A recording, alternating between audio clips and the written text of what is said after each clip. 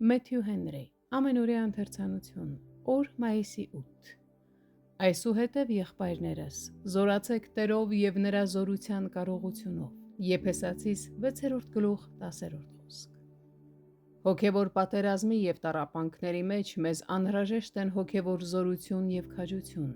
Նրանք, ովքեր ցանկանում են հաստատել, որ իսկապես ունեն ճշմարիտ շնորհ, պետք է ձգտեն ամեն տեսակ շնորհների և հագնեն Աստծո ամբողջ սպառազինությունը, որը նա ինքն է պատրաստում և պարգևում։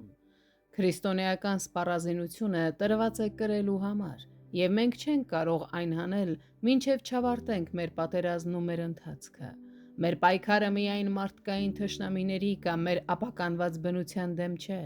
Մենք գործ ունենք մի թշնամու հետ, որն ունի հազարավոր միջոցներ մոլորեցնելու անկայուն հոգիներին։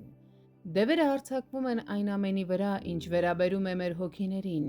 և ջանում են աղավաղել մեր սրտերում դրոշմված երկնային պատկերը։ Մենք պետք է վճռենք Աստծո շնորհով չզիջել սատանային, դիմադրենք նրան և նա կփախչի։ Եթե մենք տեղ տանք, նա իշխանություն կստանա։ Եթե կասկածենք մեր գործին, մեր առաջնորդին կամ մեր սպառազինությանը, ապա նրան առավելություն կտանք։ Այս թղթում նկարագրված են ծանրազեն զինվորների սպառազինության տարբեր մասեր, որոնք պաշտպանում են թշնամու ամենադաժան հարձակումներից, սակայն մեջքի համար սպառազինություն չկա, քանզի ոչինչ չկա պաշտպանելու նրանց, ովքեր նահանջում են քրիստոնեական պատերազմում։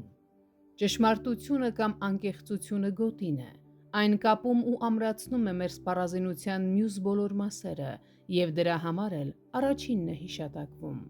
Առանց անկեղծության չի կարող լինել ճշմարիտ հավատքի կյանք։ Քրիստոսի արդարությունը, որը վերագրվում է մեզ, մեր կրծքազրահն է Աստծո բարկության նետերի դեմ, իսկ Քրիստոսի արդարությունը, որ ներշնչված ու հաստատված է մեր մեջ, ամրացնում է սիրտը սատանայի հարձակումների դեմ, իսկ հավատքն էլ մեր հենարանն է ամեն գայթակղության ժամին։